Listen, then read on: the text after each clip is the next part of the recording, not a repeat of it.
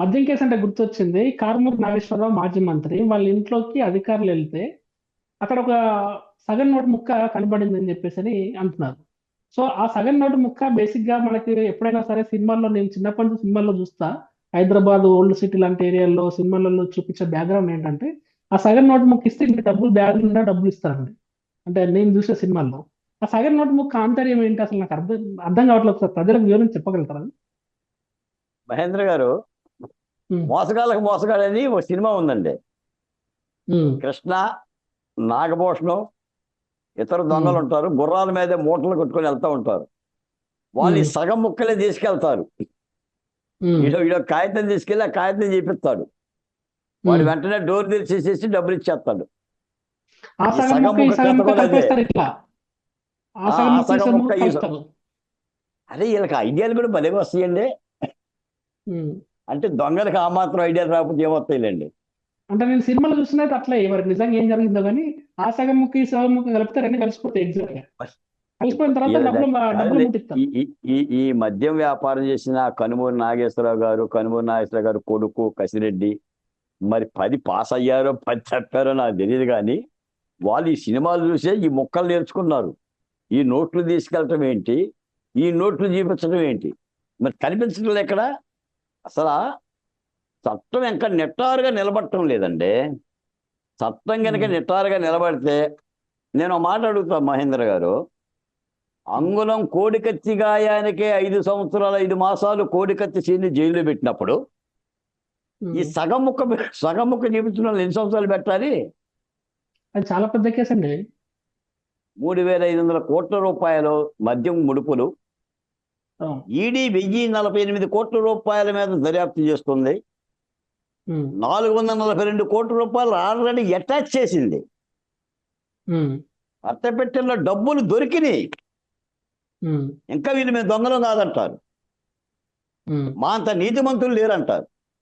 మీరు ఉమ్. జగన్మోహన్ రెడ్డి గారు ఈ మద్యం ముడుపుల గురించి ఎక్కడ మాట్లాడండి. ఉమ్.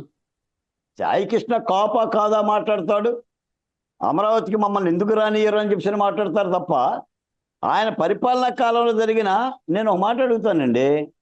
ఈ రోజున కూటమి ప్రభుత్వం ఒక లాకప్ డెత్ మీద ఆరోపణలు వస్తే సిట్టేసింది. గత తిట్టేసింది, ఐదు ఇంకా అరెస్ట్ సంవత్సరాలు చేసింది, లోపలేసింది. ఆ, గత 5 సంవత్సరాలు జరిగిన ఘోరాల మీద ఒక సిట్టేసిందండి.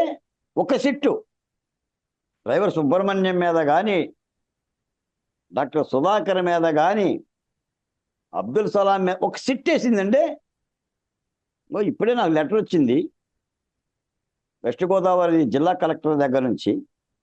శిరోమండలం వరప్రసాద్కి న్యాయం చేయాలని నేను ప్రభుత్వానికి విజ్ఞప్తి చేశాను.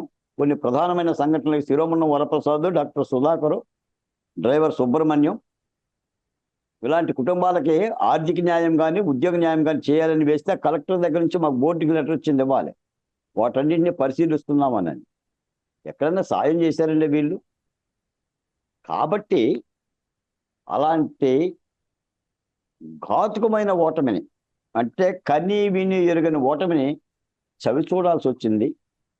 ఏదేమైనా ఒక మహేంద్ర గారు, నేనే డిబేట్ కోసం మాట్లాడటంలా, ఈ రాష్ట్రంలో ప్రజలకి ఒక సంకేతం ఇవ్వాలని, మీ ద్వారా కానీ మీ ఛానల్ ద్వారా కానీ మాలాంటి వాళ్ళని ఇవ్వాలనని.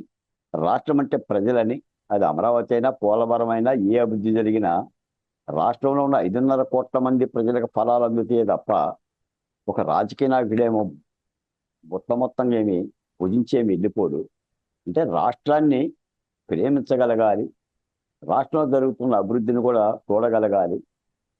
వైసీపీ లాంటి పార్టీలు ఎన్ని కుతంత్రాలు చేసినా కూడా ప్రజలు కూడా ఏం చేయాలంటే పాలేంటో నీళ్ళంటూ తెలుసుకోవాలి, ఒక పట్టిక వేసుకోవాలి. ప్రకృతి వికృతి అన్నట్టుగా సత్యం అసత్యం, న్యాయం అన్యాయం, మంచి చెడు, తెలుపు నలుపు అని గత 5 ఏళ్ల పరిపాలనని 2 ఏళ్ల పరిపాలనని బేరీజ్ చేసుకుంటే సత్యాసత్యాలు ప్రజలకి అర్థం. Okay sir. Thank you very much sir, మీ అమూల్యమైన అభిప్రాయాలు చెప్పినందుకు. మళ్ళీ తర్వాత థ్యాంక్ మనం యూ వీలు థ్యాంక్ యూ వస్తుంది మళ్ళీ మహేంద్ర మాట్లాడుకుందాం. థ్యాంక్ యూ మహేందర్ గారు, థ్యాంక్స్. Thank you.